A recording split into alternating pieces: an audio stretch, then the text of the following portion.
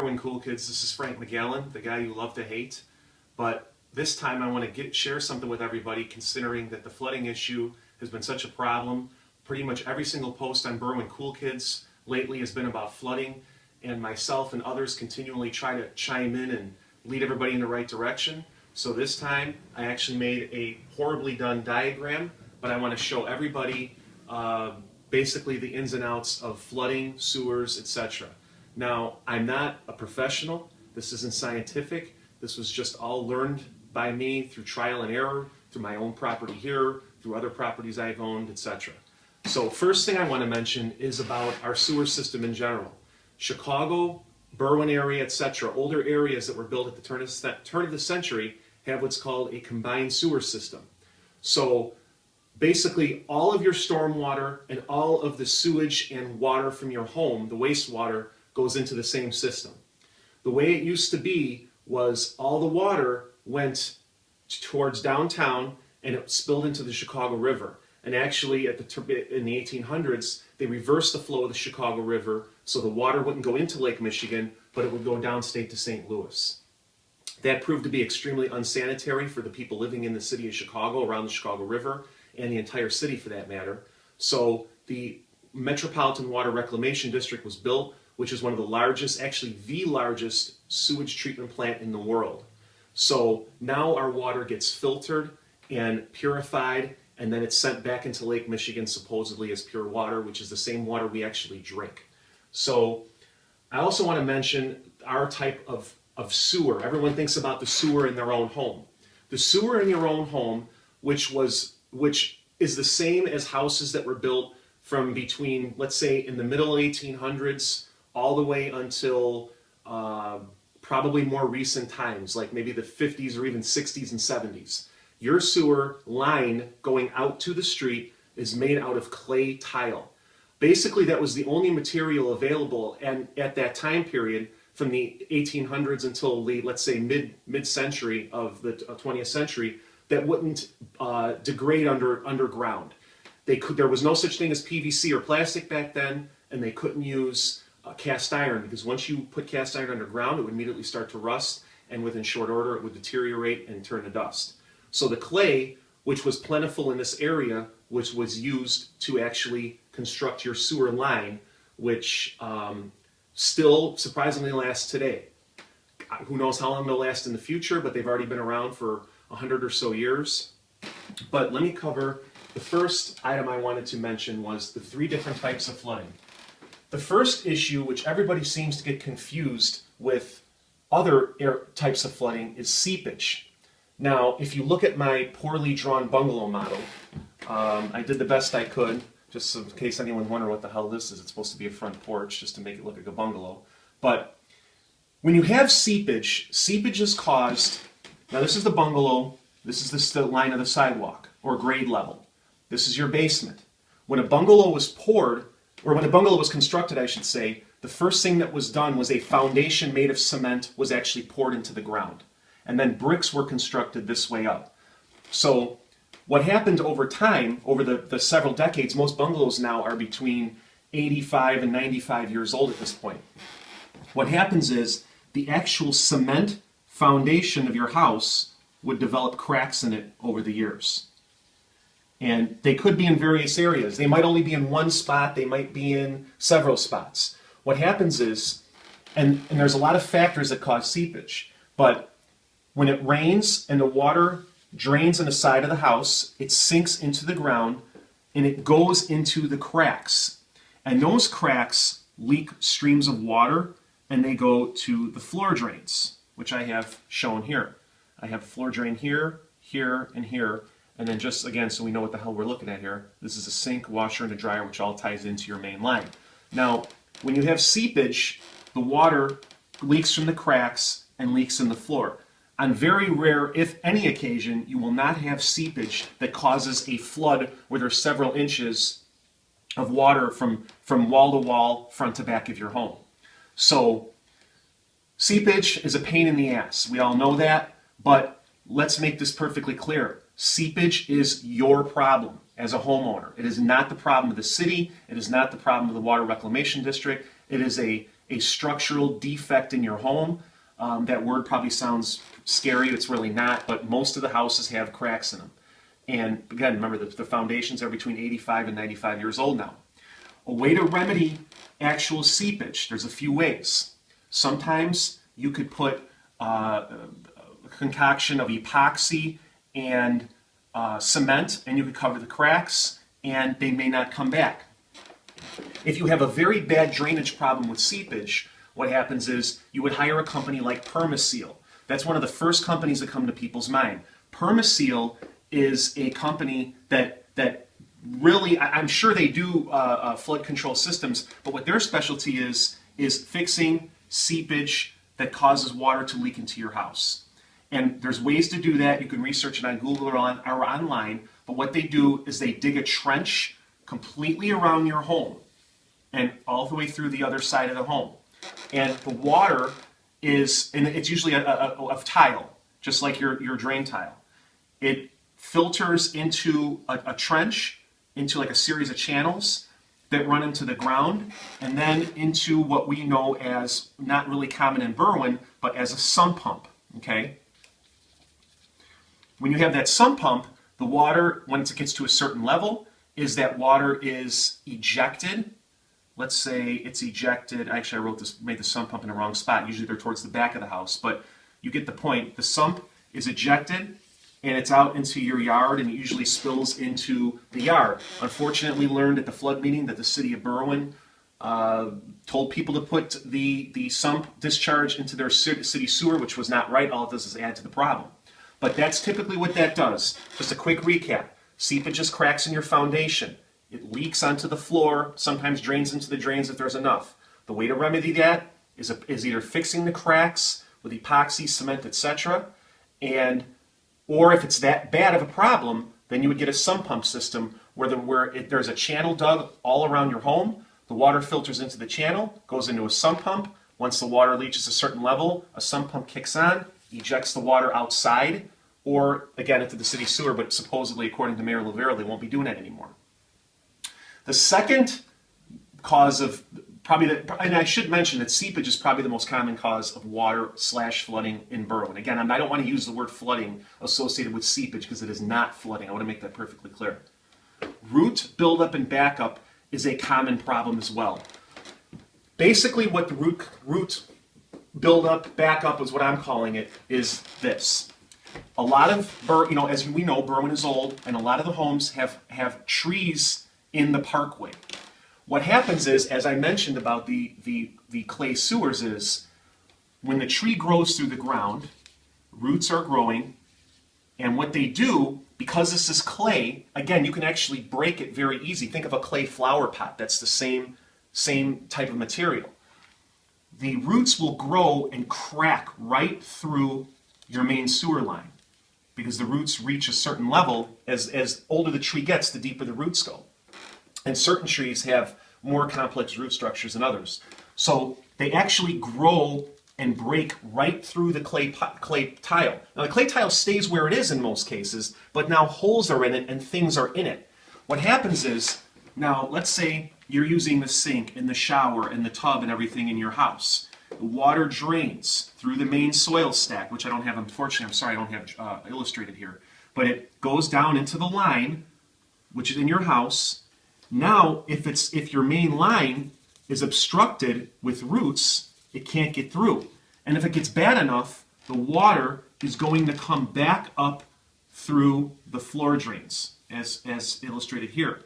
In most cases, that water is going to be pure sewage and raw material that came out of your home. So when you see that, when you see all the fun stuff that comes up out of the drain, think about it, that came right from you. A way to get that remedied is actually to have a plumber come out and they rod the system. Again, this is your main line. They usually come in through the catch basin or through the actual floor drains, as I have illustrated here.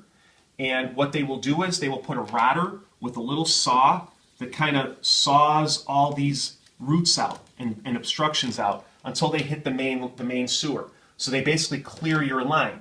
But over time, if you have trees in front of your home, the roots are going to come back down again, or there's going to be more obstruction that's going to block your sewer line.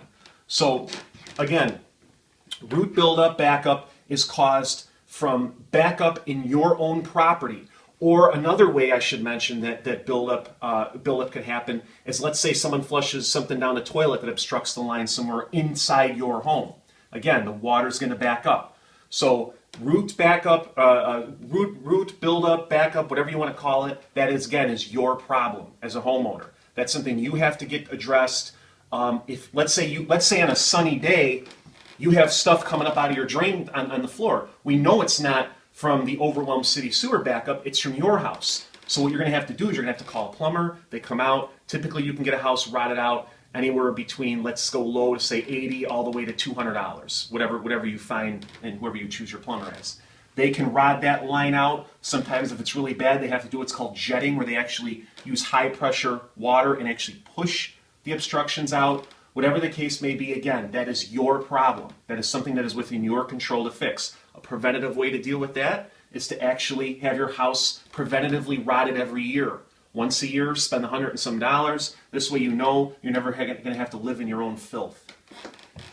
Number 3, this is the one that's been driving everybody crazy in Berwyn. As I've mentioned, and as everyone here has experienced, unfortunately, D-Day for us was June 23rd, 2010.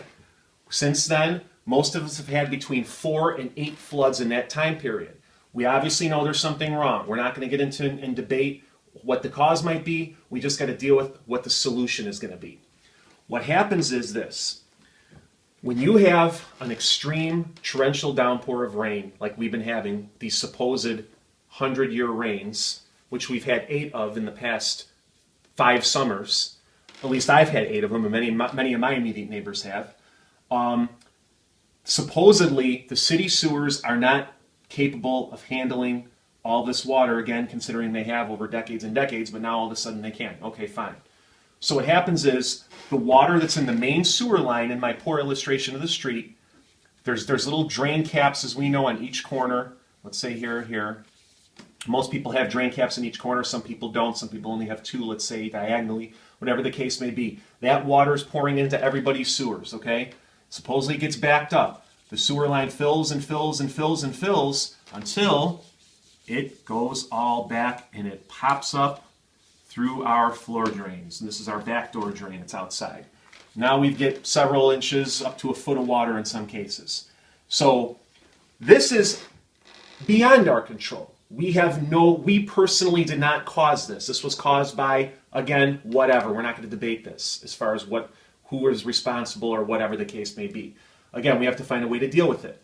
So the water, and again, I've heard a lot of people say, well, I have sewage. Is there sewage in that water? What is this little black sediment? Is it dirt? Is it this? I can tell you right now, it's sewage. Remember, the city sewers, they're combined. They have our sewage and our rainwater. So the water that is coming up from your home has diluted sewage in it. It has a lot of rainwater, but it also has anything that would be flushed down a toilet. So that sediment, that little black sediment that looks like dirt, it could be dirt because I know there's leaves and twigs and everything in mine, but it's also raw sewage that has been diluted as it has run through the line, okay?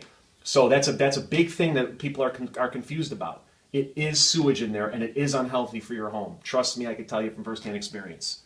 So here's the ways to remedy the overwhelmed city sewer backup system. Okay. There's 3 different systems that you could get to remedy this problem. I probably should have wrote them down before we filmed, but I'm going to do it now. Okay. The first one that a lot of people get is a flapper valve. Let's call it a flapper valve. Okay. Number 2 is an ejector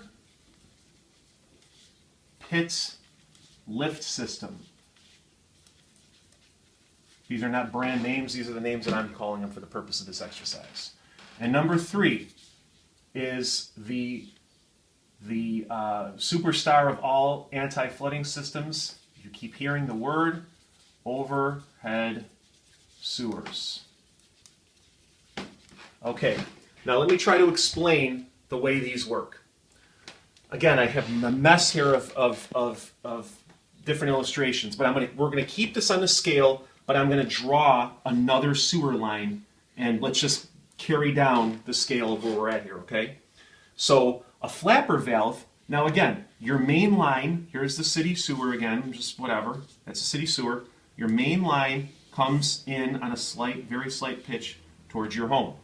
And here's the front of your home, right in front of where your front porch would be, okay? What they do is they actually install, they dig into a hole into the ground, usually approximately, again, I'm not a professional plumber, so I'll just throw this out there, approximately 6 feet deep. So they dig a hole, now there's the hole dug. And what they do is they splice into the line coming from your home, or coming from the city sewer into your home. So what they do is they splice a line, they splice into that with a pit, they break the line, and in between they put what's called a one-way check valve, I'll call it, okay? So now there's like a one-way check valve installed. And there's a sewer cap to access this flapper valve. In many cases, that's what I would recommend. And what happens is there's a little plate that goes on the top of that splice. And there's 4 bolts on it. It's typically a brass cover or something like that. And what happens is when all of the water comes from your sink and your washer, your dryer, everything in your home goes out to the street. Sorry, we had a slight interruption in the video. This is going way too long. I didn't mean it to go this long, but it's a complicated issue, so I'll try to make it go quick. Where we were at was illustrating the flapper valve. So as the water is pushed out, again, I'll bring it down, there's a valve in the flapper, or inside the pipe, that opens out. Let's say it goes like this. It pushes, the water pushes out to the city sewer, it opens the valve, okay? There's a little ridge inside the pipe, so where when it comes down, it stops. Let's say that we have one of those 100-year rains again, or we should say yearly rains. The water comes back through, the valve door is closed, the water is supposed to not be able to penetrate the door, okay? This is one of the cheapest ways to combat flooding in your home, but here's the problem with that. All of the stuff that comes out of your home pushes that flapper door open. There's all kinds of feces and what have you, and things in there, toilet paper. Sometimes the door will stick in the open position. It'll stick to the roof of the pipe. Now the water that's going out is going out, but then when the water comes back in because of a flood, the door is stuck open, so it still comes in. This is the experience I had with that particular system. It did not work. They say because there's a sewer cap, to reach that little thing, you take the 4 bolts off, you clean it out, you clean the flapper once a year, but again, you have to make sure you clean it once a year religiously, and even if you do clean it, it could still happen. Now, here is the next issue that I'm going to have to show, but I'm going to have to turn this around.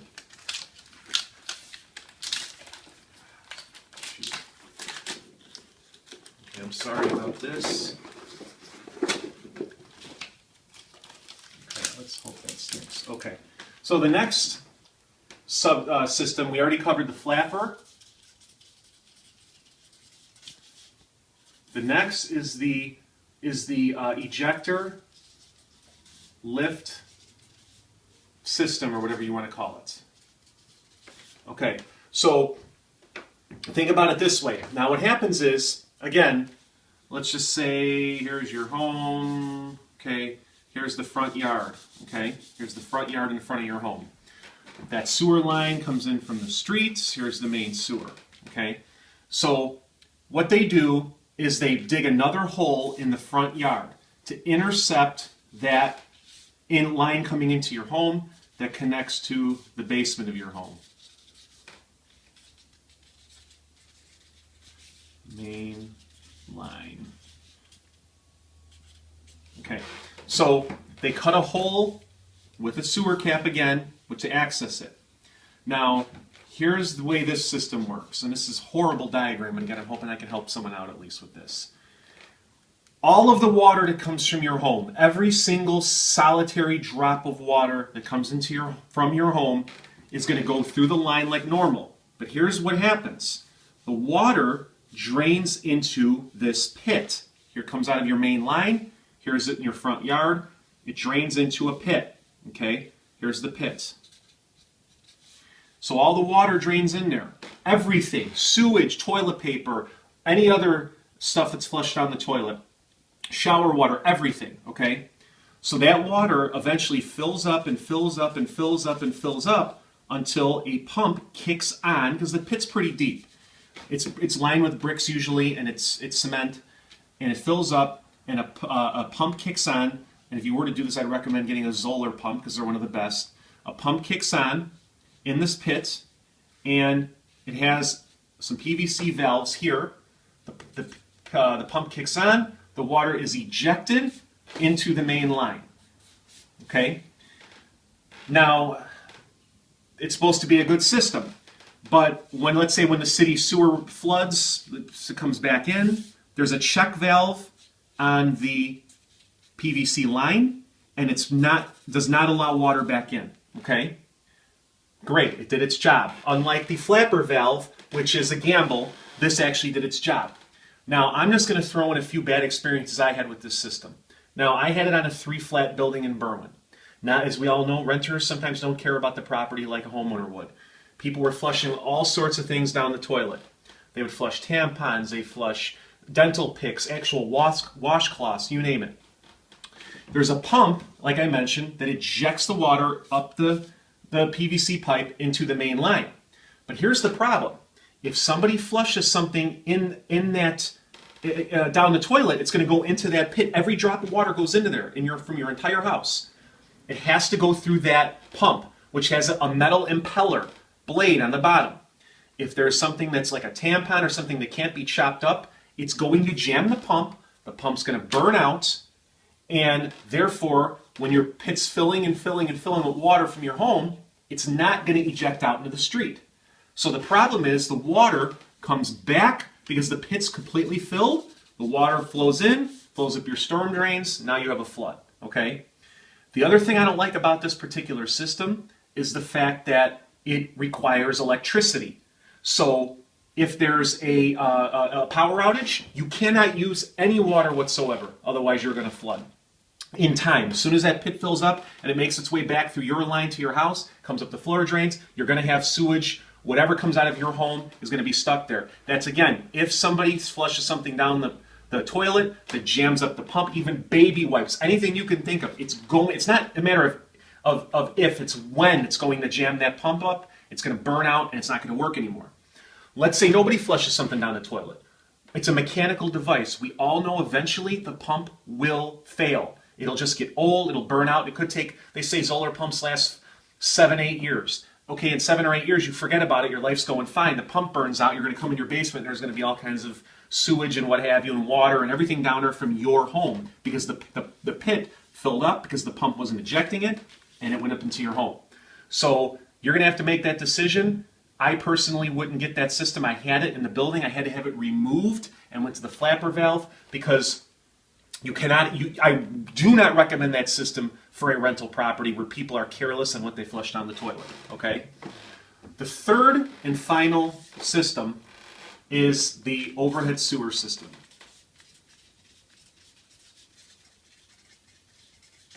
Okay, again, I unfortunately ran out of room for my diagram, but basically, maybe I can do it still. Let me see if I can. Okay. All right, so now we're back to the overhead sewer system. Again, I'm going to go lower again to show scale. Here's what happens. Now, here is your, from this line to here is your basement. Okay, and this again is the main sewer. Okay, and that line goes into your home, usually underneath the basement, but I just had to draw like this for conversation. So here's what happens with that. Again, I'm not a scientist or whatever, but water physics comes into play here, okay? Or water, whatever you want to call it. So if you have this line is going into your home from the city sewer, okay? What happens is inside the basement, what they do is they dig up, and again, this might not be scientific. If a plumber's watching this, they might be yelling at their screen at me, but I'm going to do my best to explain it. They dig the line up from as it's coming into your house, and they raise the line about let's say about 4 feet, 4 to 5 feet in the air. So now, and they do it against the wall. So it's against the wall. It's not in the middle of the basement. They do it right in front where the line comes into front of your cement basement wall, and they raise the line up about 4 feet, okay? Now, and then the line continues to travel until it meets your soil stack, okay? Which is where all your stuff's coming down from the drains. What happens is this. That's where these water physics, or whatever you want to call it, come into play.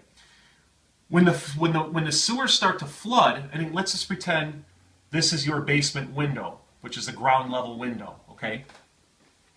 Once the water, if the water starts backing up into the house, well, guess what? It can raise right here, but it's going to stop because water tries to seek its own level, and the water will never get to your window level of your home, because if it was, that would mean there was supposed to be so much water that it would be pouring through the windows of your home from the street. And we all know that's probably never going to happen in our lifetime, hopefully, God willing. So the water is when it starts to flood, it's almost like a standpipe that we all think of, the standpipes that we put in the drains, which is impenetrable. It's not able to be penetrated with the water coming out of the bottom or spilling over the top, because it's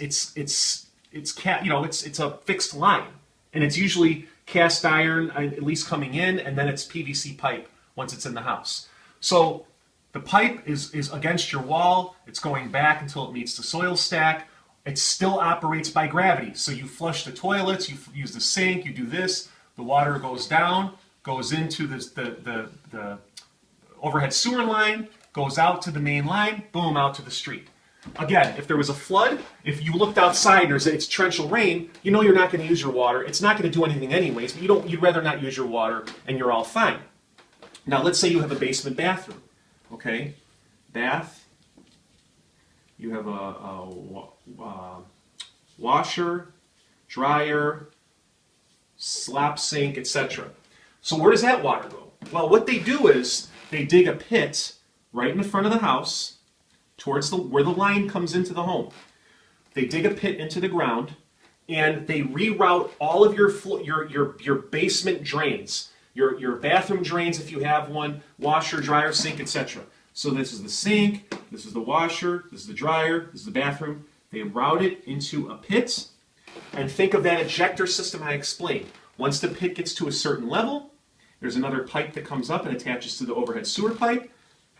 The water reaches a certain level, the pump shoots on, shoots the water out. Okay, now people are like, well, now there's another pump. What do we do? Is it going to this and that? Is it going to fail? Well, technically, yes, the pump could jam this and that. But it's only for your basement things, your sink, your washer, your dryer doesn't need water, but your bathroom, etc. It's not going to fail if, in other words, you could have a storm, but the only way you could flood that pit out is if you're washing clothes or something during a storm. And even if the electric goes out, okay, fine. You can't use your basement washer and dryer or your basement bathroom. But you could still use everything up here because everything flows gravity down that pipe and out into the main sewer line. So basically, what you're doing essentially is raising, kind of back up a little bit. Basically what you're doing is you're raising the water. The line comes in through your basement floor, it comes up this way, and it stops about here. So the water, as you know, when our basements flood, it never gets, let's say, above here. But your pipe's all the way up here. So you know the water will never reach that high. Because once it reaches that high with physics, it's going to stop, let's say, about here. And it's going to psych itself out to think, well, there's nowhere else to go, so it's going to stop here. So everything's connected anyway. All the line comes out down the soil stack, over through the overhead sewer, down here, and out the line into the street. And then again, the pit's in the front. All the water from the drains and everything is routed into the pit. The pump kicks on, ejects the water out, and that's it. Now, that system is the most expensive. They say, I've heard wild, price guesstimates anywhere between $6,000 and $15,000. Here's my advice to everybody. And again, some people might not like to hear this, but I really shop outside of town with other plumbers that don't know about the $3,500 and that don't know that everyone around here is desperate for help. Do your due diligence. If you know a plumber in town that you trust, great. You're free to do whatever you want. But what I'm going to do when I get the system installed in because I'm going to go with the overhead sewer system. And when I get this system installed in my home, I am going to do shopping well outside of town because, again, I'm not going to let someone take advantage of me, and I'm not going to let a plumber that knows about $3,500 that the city's going to give us add that to the top of a retail number and charge me for it. I'm not going to do that. So, but again, I hope this helped. I know this was a long video, and there's a lot of things to digest here, but I think at least somebody has explained it in a little bit. I hope it helps. And you'll see me online, probably causing trouble, and hopefully if you have any other questions, we'll talk about it. But thank you very much.